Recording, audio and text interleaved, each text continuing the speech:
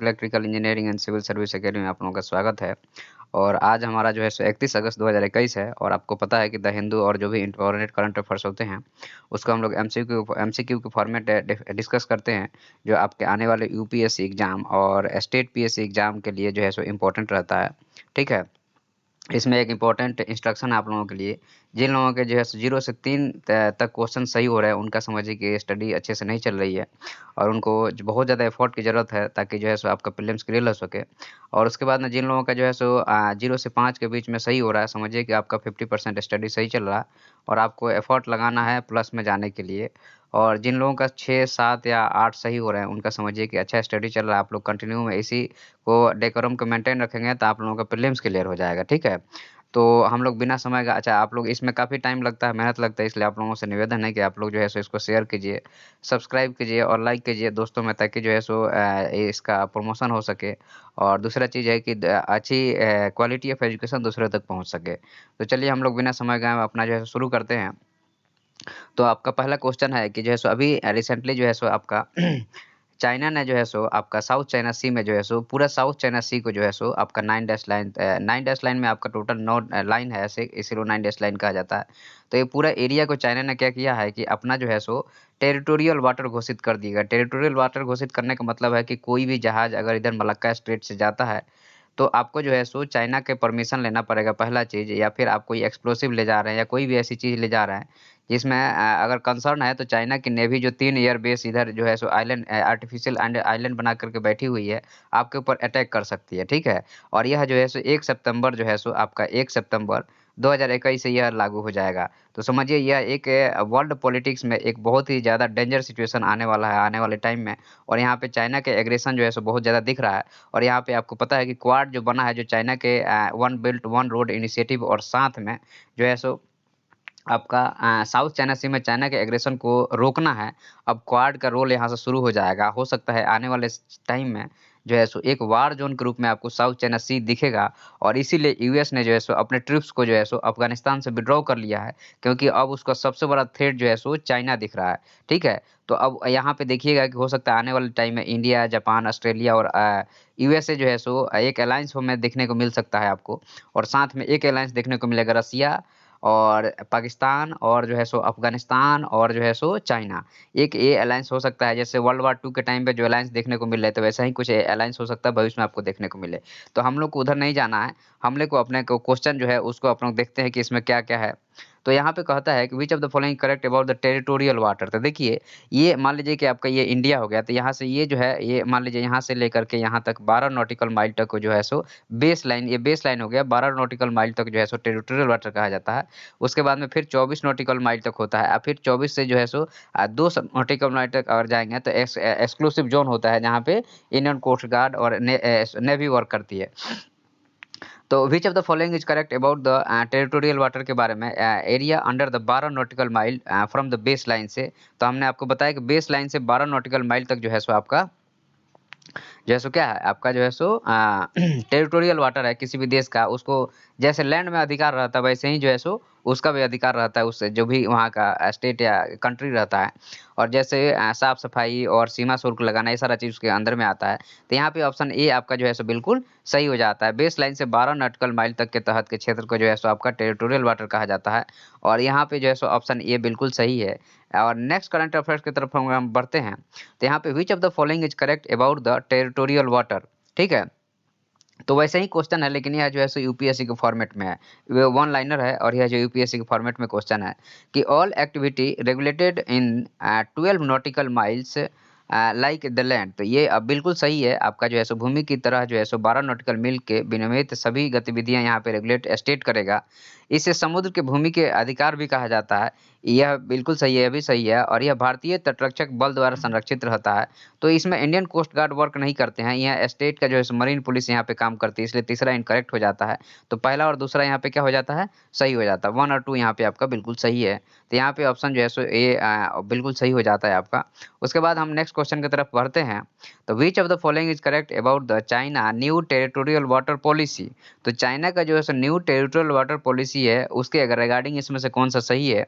तो China declare whole South China Sea as a territorial water, जबकि United Nation का जो है सो कन्वेंशन ऑन द सी है अनक्लोज के हिसाब से बेस लाइन से 12 नॉटिकल माइल तक ही आप डिक्लेयर कर सकते हैं क्या चीज़, जो है सो आपका टेरिटोरियल वाटर है। लेकिन चाइना जो है सो इसको डिनाई करता है और वो पूरे साउथ चाइना सी को बोलता है कि 2000 साल पहले से हमारा इस पे राइट है। तो अब इसी के रिगार्डिंग ये क्वेश्चन है, आप लोग इसका जवाब दीजिए। China declare whole South China Sea as a territorial water, यह बिल्कुल सही है, वो पूरे साउथ चाइना सी को 9 डैश लाइन से जो मानता है अपना। तो यहाँ पे ऑप्शन ये बिल्कुल सही हो जाता है। ठीक है, उसके बाद में बोलता है according to the China new territorial water policy area include outside the 9 dash line. तो आउटसाइड नहीं है, देखिए ये वाला एरिया नहीं है, इसके अंदर ये चाइना हो गया मान लीजिए, तो ये पूरा एरिया आता है। ठीक है, इधर फिलीपाइंस का भी एक्सक्लूसिव जोन इसमें काउंट कर लेता है, इधर वियतनाम है, इसका भी एरिया इसमें आ जाता है, इसलिए कन्फ्लिक्ट है। ठीक है, तो यहाँ पे जो है सो आउटसाइड नहीं है, इसलिए दूसरा ऑप्शन यहाँ पे गलत हो जाएगा। जब दूसरा गलत हो जाएगा तो आपका देखिएगा ये भी गलत हो जाएगा, ये भी गलत हो जाएगा, ये भी गलत हो जाएगा। और यहाँ पे आपका सिंपल एलिमिनेशन मेथड से चलते हैं तो यहाँ पे केवल और केवल वन आपका सही है, तीसरा ऑप्शन पढ़ने की जरूरत नहीं है। लेकिन चलिए हम लोग पढ़ते हैं। China follow the United Nation rules for the sea, बिल्कुल नहीं फॉलो करता है। अगर फॉलो करता तो ये डिक्लेयर ही नहीं करता, इसलिए जहाँ आपका जो है सिर्फ और सिर्फ वन ऑप्शन बिल्कुल यहाँ पे आपको सही मिलेगा, ऑप्शन ए यहाँ पे करेक्ट है। नेक्स्ट करंट अफेयर्स की तरफ जो एमसीक्यू का फॉर्मेट है आपका, which of the following is correct about the South China Sea, South China Sea का इसमें कौन सा करेक्ट है। हमने टोटल जो है सो साउथ चाइना सी यहाँ से आपका क्लियर हो जाएगा आज। Total trade volume from the South China Sea is almost $10 trillion. अब ये देखिए यह जो है सो थोड़ा सा एकदम ही अजीब सा क्वेश्चन लग रहा है, 10 ट्रिलियन बहुत ज़्यादा हो जाता है किसी भी एरिया से जाने के लिए। ठीक है, तो ये 5 ट्रिलियन के समथिंग है, तो इसलिए जो है सो यहाँ पे पहला ऑप्शन गलत हो जाता है। और जैसे ही पहला ऑप्शन गलत हो जाता है तो आप एलिमिनेशन मेथड से अगर आप सीखे हैं तो आपका ए गलत हो जाएगा क्योंकि पहला गलत हो गया, बी गलत हो गया क्योंकि पहला गलत हो गया, डी गलत हो गया क्योंकि पहला गलत हो जाएगा। तो यहाँ पे सीधे आपका जो है सो सी सही हो गया और यहाँ से आपको बाकी पढ़ने की जरूरत नहीं है, आप आगे बढ़ सकते हैं। लेकिन चलिए हम लोग फिर भी पढ़ते हैं। India trade via the South China Sea having more than 50% trade होता है। यह बिल्कुल सही है क्योंकि यहाँ से जापान का ट्रेड होता है, रसिया का ट्रेड होता है और यहाँ से जैसे यूएसए का ट्रेड होता है, और ये सब अगर मिलाते हैं आपको तो आपका 50% से ज़्यादा है सो वर्ल्ड का ट्रेड इससे होता है। It is most important for India USA trade के लिए, क्योंकि सारा ट्रेड जो है सो इसी के थ्रू जाता है इधर मलक्का स्ट्रेट से होते हुए, तो इसलिए इंडिया और यूएसए के लिए मोस्ट इंपॉर्टेंट है। ठीक है, तो यहाँ पे दूसरा और तीसरा सही हो जाता है और पहला गलत हो गया, तो यहाँ पे ऑप्शन जो है सो आपका सी बिल्कुल सही ऑप्शन है यहाँ पे। ठीक है, तो यहाँ पे ऑप्शन सी आपका सही हो गया। नेक्स्ट क्वेश्चन की तरफ हम लोग बढ़ते हैं। तो विच of the following is correct about the P5 nation. अब देखिए क्या है कि यूनाइटेड नेशन अब यहाँ पे अपंगु हो गया है, क्योंकि जो भी आपका कहीं पे पीस कीपिंग फोर्स भेजना है या कहीं किसी कंट्री के खिलाफ में कोई एक्शन लेना है, तो ये P5 नेशन जो है सो जिसको जो है सो परमानेंट मेंबर कहा जाता है सिक्योरिटी काउंसिल का, 10 जो है सो नॉन परमानेंट मेंबर रहते हैं। अभी रिसेंटली इंडिया का भी टेन्योर शुरू हुआ है, हर महीना 1 महीना के लिए जो है एक प्रेसिडेंट का पूरे काउंसिल का एक चेयरमैन होता है, तो अभी इंडिया टेन्योर में है अभी। तो P5 जो है सो इसमें जो है सो आपका जो है सो रसिया है, चाइना है, यूके है, फ्रांस है और यूएसए, ये 5 लोग हैं। तो इसमें चाइना अगर मान लीजिए कि अब कोई भी चाइना के खिलाफ अगर आप बोलिएगा कि यूएन में जो है सो मान लीजिए यह पारित हो जाता है कि चाइना जो है सो ये अनक्लोज लॉ को नहीं मान रहा है, तो अब वहाँ पे उसके खिलाफ एक्शन लेने के लिए यूनाइटेड नेशन सिक्योरिटी काउंसिल में वो मैटर जाएगा और वहाँ पे चाइना अपने वीटो का यूज करेगा, अपने खिलाफ में तो कोई एक्शन लेने नहीं देगा। इसलिए यहाँ पे यूएन का रोल अब खत्म हो जाता है और यहाँ पे जैसे यूनिलेटरली यूएसए और ये जो आपका जो है सो क्वाड है कंट्री, अब इसका रोल शुरू हो जाएगा। और समझिए कि ऐसे ही जब फर्स्ट सेकंड वर्ल्ड वार हुआ था वहाँ पे भी ऐसे ही जो है सो जर्मनी ने जो है सो यूनाइटेड नेशन को बात मानना बंद कर दिया, वैसे ही चाइना अब बात मानना बंद कर देगा और जो है सो एक वर्ल्ड वार थर्ड की तरफ इंडिया या वर्ल्ड जो है सो बढ़ रहा है। ठीक है, तो हम लोग इसमें सिर्फ और सिर्फ आपको देखना है कि कौन सा सही है। तो देखिए ऑस्ट्रेलिया तो ऐसा ही नहीं है, तो 3 ऑप्शन तो ऐसे ही आपका खत्म हो गया। तो यूके, रसिया, चाइना, फ्रांस और यूएसए, ये आपका ऑप्शन डी बिल्कुल यहाँ से सही हो जाता है। ठीक है, यहाँ पे ऑप्शन डी क्या है, सही है। उसके बाद में बोलता है कि if you want to go Japan via the sea route which route you follow. अब यहाँ पे जो है सो उसी से एक रिलेटेड क्वेश्चन है कि अगर आप इंडिया से जापान जाना चाहते हैं तो कौन सा रूट को फॉलो करेंगे। तो यहाँ पे जो है सो बे ऑफ बंगाल को फॉलो करेंगे, बिल्कुल सही है। मलाक्का स्ट्रेट को फॉलो करेंगे, बिल्कुल सही है। साउथ चाइना सी को फॉलो करेंगे बिल्कुल, और इसके बाद ईस्ट चाइना सी को फॉलो करेंगे। तो यहाँ पे ऑप्शन बिल्कुल ये सही हो जाता है कि बंगाल की खाड़ी, मलक्का जलमरूदक, दक्षिण चीन सागर, पूर्वी चीन सागर के थ्रू। तो यहाँ पे ऑप्शन ए बिल्कुल सही है। ठीक है, तो यहाँ पे आपका ऑप्शन ए सही हो जाता है। नेक्स्ट क्वेश्चन की तरफ हम लोग बढ़ते हैं। तो इसका इंग्लिश वर्जन भी हम डिस्कस करेंगे आप लोगों के सामने। ठीक है, तो जिन लोगों को जो है सो इंग्लिश देखना है, इंग्लिश वर्जन में देखना है, वो आप इंग्लिश वर्जन वाला देख सकते हैं। ठीक है, तो यहाँ पे हम नेक्स्ट क्वेश्चन की तरफ बढ़ते हैं आपका। तो तो आपका जो है सो यहाँ पे नेक्स्ट क्वेश्चन है, सॉरी यहाँ पे देयर इज सर्टेन मिस्टेक।